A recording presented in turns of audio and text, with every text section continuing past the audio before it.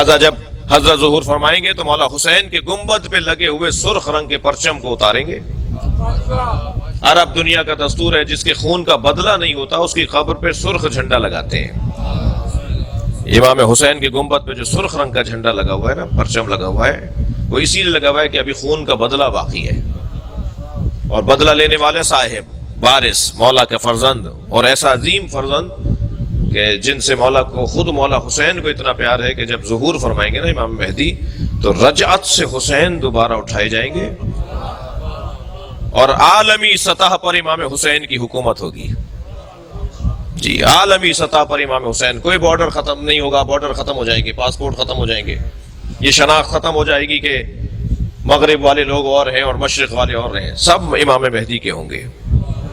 ایک ہی اذان سنائی دی جائے گی، ایک ہی انداز کا مذہب ہوگا، امام مہدی کی پوری عالمی حکومت ہوگی، اور امام مہدی جب تشریف لے کر آئیں گے تو امام حسین دوبارہ سے لائے جائیں گے، امام کی رجعت ہوگی، امام دوبارہ اٹھائے جائیں گے، اور امام حسین جب امام مہدی کو ایک یہودی عورت سر پر پتھر مارے گی جس سے امام مہدی شہید ہوں گے، تو امام حسین ہی امام مہدی کی نماز جنازہ پڑھائیں گے اور اپنے بیٹے کو اپنے ہاتھ سے دفنائیں گے، اور پھر پوری دنیا پہ حسین کی حکومت ہوگی۔ یہ ہے وہ عقیدہ رجعت۔ صلوات پڑھیں ذرا محمد و آل محمد پر۔ اس سے بلند اور بہتر صلوات نبی کی ذات پہ عطا فرمائے۔ لہذا اب اتنا آئیڈیل دور، اتنا پسندیدہ دور، اتنا بہترین ماحول کہ جب امام حسین کے ہاتھ میں پوری کائنات ہوگی۔ جی ویسے تو ابھی بھی ہے، مگر مراد ہماری سماجی اختیارات ہیں، ابھی تو دلوں پر اختیارات ہیں نا، پھر بدنوں پر بھی اختیارات ہوں گے، پھر محلوں پر بھی، شہروں پر بھی، ملکوں پر بھی، کائنات پر امام حسین کے اختیار کا اظہار ہوگا۔ اسے کہتے ہیں عقیدہ رجعت۔ میں ان بچوں کے لیے عرض کر رہا ہوں، اس زمانے کے لوگوں کی صفات کیا ہیں۔ اس زمانے کے سب سے پہلے تو اللہ نے یہ بات واضح کر دی کہ آخری زمانے میں دین کو بچانا بہت مشکل ہوگا، دین بچانا بہت مشکل ہے۔ بہت بڑا کارنامہ ہے ان لوگوں کا جو آج کے زمانے میں نماز پڑھتے ہیں، بہت بڑا کارنامہ ہے ان لوگوں کا جو آج کے زمانے میں مجلس میں آ کے بیٹھتے ہیں۔ جتنا مجمع یہاں بیٹھا ہے الحمدللہ بہت بڑا مجمع ہے، لیکن اس سے 2 برابر مجمع ہوگا جو نہیں آیا۔ جی اس سے 2 برابر مجمع ہوگا جو ان کو پتا ہے کہ مجلس ہو رہی ہے پھر بھی وہ نہیں آیا۔ تو یہ جو آ کے بیٹھا ہے، یہ جو نہیں آیا وہ برابر کیسے ہو سکتے ہیں؟ یہ برابر نہیں ہوں گے نا، یہ جو آ کر بیٹھے ہیں ان کی فضیلت زیادہ ہے نا۔ ایسے ہی جو نماز پڑھنے کے لیے مسجد میں جاتے ہیں، جمعہ پڑھنے کے لیے جاتے ہیں، حج کرنے جاتے ہیں، عبادتیں انجام دیتے ہیں، وہ کیسے برابر ہو جائیں گے ان لوگوں، وہ ان کے برابر کیسے ہو جائیں گے جو یہ سب کچھ نہیں کرتے؟ اللہ کا نہ کسی سے پڑوس ہے، نہ اللہ کی کسی سے رشتہ داری ہے۔ اللہ پڑوس کی بنیاد پر نہیں کرتا، کسی کو مقام نہیں دیتا، نہ رشتہ داری ہے اللہ کی، لم یلد ولم یولد ہے۔ جی اللہ تو محنت اور مشقت اور زحمت اور عبادت اور خلوص اور سچائی کی بنیاد پر عظمتیں دیتا ہے۔ کوئی ضروری نہیں ہے کوئی 5 لاکھ روپے خرچ کرے تو زیادہ معتبر ہو جائے، اور کوئی 5 روپے خرچ کرے تو اس کا اعتبار کچھ نہ رہے۔ اللہ کے یہاں گنا نہیں جاتا، تولا جاتا ہے۔ وہ یہ دیکھتا ہے کون میری خاطر کام کر رہا ہے۔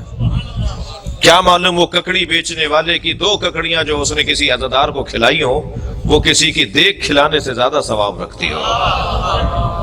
خبردار۔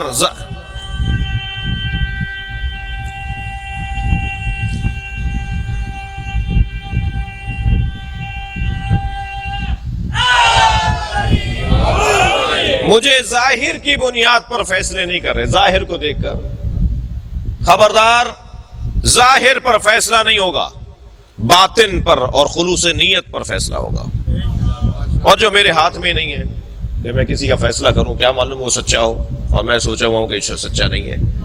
ویسے بھی جس جگہ ہم بیٹھے ہیں نا، تھکے ہوئے تو نہیں ہیں آپ؟ جس جگہ ہم بیٹھے ہوئے نا، یہ جگہ اینک بدلنے کی جگہ ہے۔ یہاں بیٹھنے والوں کی دید تبدیل کروائی جاتی ہے، اینک تبدیل کروائی جاتی ہے۔ یہاں بیٹھنے والا وہ دیکھتا ہے جو حقیقت ہو۔ چشمے سر سے دیکھنے والے اور ہیں، چشمے جان سے دیکھنے والے اور ہیں۔ یہ فرش آزاد چشمے جان اور آنکھوں کو کھولتی ہے جو دل کی آنکھیں ہیں۔ بصارت سے بصیرت کا سفر ہے جو عزاداری سے نصیب ہوتا ہے۔ یہ فرش عزا پہ بیٹھنے والوں کی دید ہی کچھ اور ہے۔ میں ایک جگہ سے گزر رہا تھا، رستے میں سانپ بیٹھا ہوا تھا، میرے بڑھتے ہوئے قدم رک گئے، میں سوچنے لگا یہ موذی ہے، حملہ کرے گا۔ لوگ مجھے دیکھ کر آپس میں باتیں کرنے لگے، مولانا کو دیکھو بڑی شجاعت کی باتیں کرتے ہیں، بڑی تقریریں کرتے پھرتے ہیں، سانپ سے ڈر رہے ہیں۔ اب میں سوچنے لگا ان کے چڑھانے میں آؤں یا عقل مندی کا ثبوت دوں۔ بہت سارے لوگ ہوتے ہیں نا چڑھا کے غائب بھی ہو جاتے ہیں۔ ابھی میں کھڑا ہوا سوچ رہا تھا کہ ایک چھوٹا سا بچہ میرے برابر میں آ کے کھڑا ہوا، کہنے لگا مولانا یہ پلاسٹک کا سانپ ہے۔ جب مجھے معلوم ہوا نا پلاسٹک کا سانپ ہے تو میں نے اسی پر پیر رکھا، اسے کچلتا ہوا چلا گیا۔ معلوم یہ ہوا جب حقائق روشن ہو جاتے ہیں تو اقدامات بھی تبدیل ہو جاتے ہیں۔ جی، ساری دنیا جس یزید سے ڈر رہی تھی، حسین اس کی حقیقت کو جانتے تھے۔ صلوات پڑھیں گے محمد و آل محمد۔ حقائق روشن ہوتے ہیں یہاں۔ خبردار، کپڑوں کی بنیاد پر کسی کا احترام نہیں ہونا۔ خبردار، گاڑیوں کی بنیاد پر کسی کو معتبر نہیں ماننا۔ بڑے بنگلوں کی بنیاد پر کسی کو بڑا نہیں ماننا۔ ہماری تو انداز ہی کچھ اور ہے، ہم تو لوگ ہی کچھ اور ہیں۔ ہم پر اگر کوئی غور کر لے تو وہ ڈبل پی ایچ ڈی ہو جائے۔ شیعوں پر غور اگر کوئی کر لے نا کسی یونیورسٹی میں جا کر تو وہ ڈاکٹر ہو جائے۔ ہم پر غور کرنے سے ڈاکٹر ہو جائے۔ مولا کی تو بات بہت بڑی ہے، بڑی بات ہے مولا کی۔ ہمیں سمجھنے کے لیے دانشوریاں چاہیے، دانش مندیاں چاہیے، ہوشیاریاں چاہیے، عقل مندی چاہیے۔ کہتے ہیں شیعوں کی تو باتیں علیحدہ علیحدہ ہوتی ہیں، شیعوں کی تو باتیں نئی باتیں ہوتی ہیں، نئے نئے کام ہیں شیعوں کے۔ جی، ہماری نئی باتیں، ہمارے نئے کام ہی تو زندہ رکھے ہوئے لوگوں کو۔ وہ ہم پہ غور کرتے چلے جا رہے ہیں اور ہم کو سمجھتے چلے جا رہے ہیں۔ جی، میں ایک جگہ بیٹھا ہوا تھا تو گفتگو ہو رہی تھی کہ جب امام ظہور فرمائیں گے تو امام کی عمر 40 سال کی ہوگی۔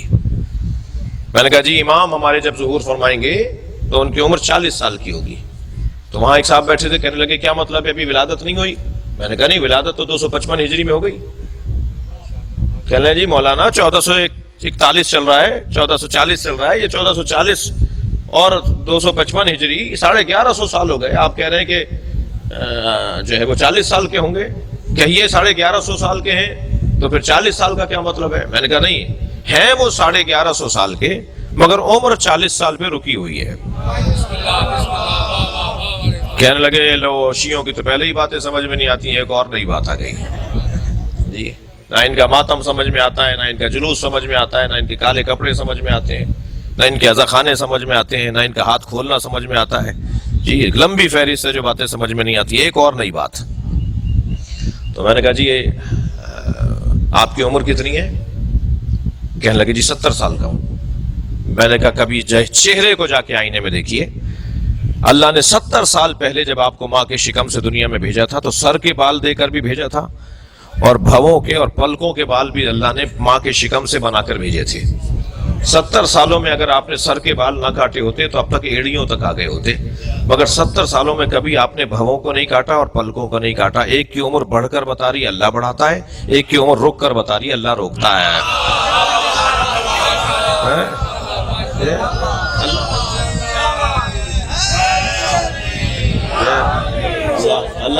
اللہ چاہے تو عمر کو روک دے، اللہ قادر ہے۔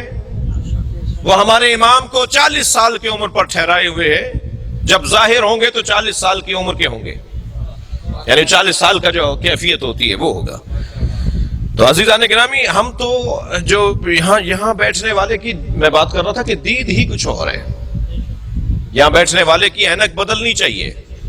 بھئی 2 گھنٹے تک اگر کوئی گلاب بیچنے والے کی دکان پہ بیٹھے تو 4 گھنٹے تک اس کے اندر سے گلاب کی خوشبو آتی ہے۔ جو 60 سال سے حسین کر رہا ہو اس میں حسین کی سیرت کی جھلک کیوں نہیں آئے گی؟ اس کے رویے بدلے ہوئے کیوں نہیں ہوں گے؟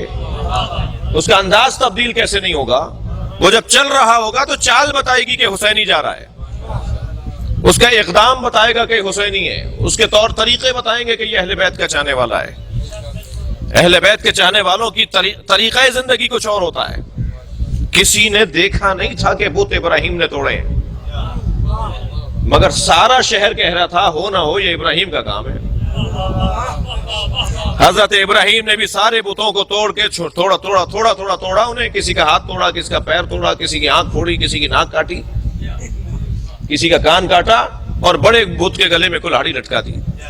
جب یہ لوگ آئے نا بت خانے کے اندر عبادت کرنے کے لیے تو انہوں نے دیکھا بتوں کا یہ حال ہے، اور ایک بڑا بت ہے جو صحیح ہے، اس کے گلے میں کلاڑی لٹکی ہوئی ہے. تو سب ایک دیکھ دیکھ کر کہنے لگے یہ ابراہیم نے کیا ہے. دیکھا نہیں تھا جی، انداز بتا رہا ہے کہ ابراہیم کا ہے. جی کمال تو یہ ہے نا کہ مومن وہ ہو کہ جو خود نظر بھی نہ آئے مگر کام بتائے کس کا ہے.